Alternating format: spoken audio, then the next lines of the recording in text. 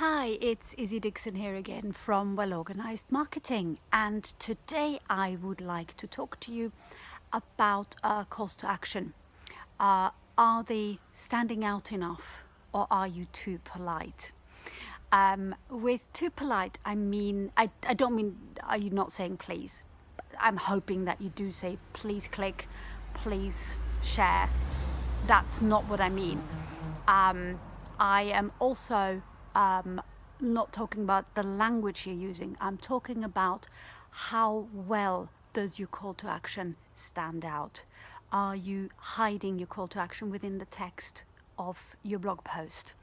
That could be that it's simply part of the paragraph. It's just one of the sentences in the paragraph and it doesn't stand out as a call to action.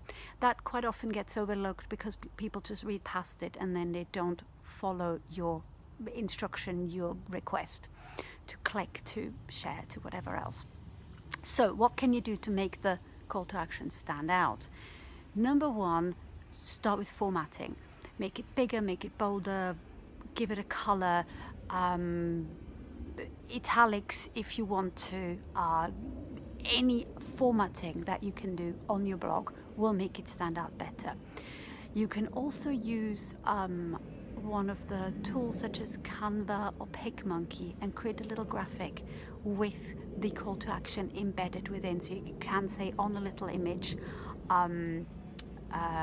please share this article or something like that. Make it stand out, get a little bit creative with that.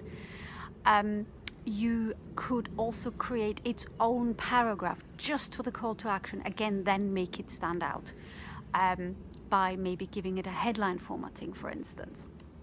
So there's loads of different ways you can do to make that call to action stand out, to make it more likely for people to follow your request to do that. There's a couple of other tips that I've got as well, which are, as always, in the blog post related to this video. Link is in the description of the video.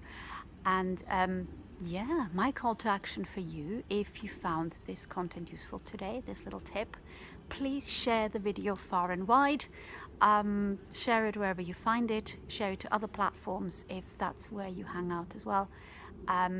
Yeah, give it some love and share it, please. With that, I'll leave you for another week until the next weekly tip, and I hope you have a good one. Take care now. Bye bye.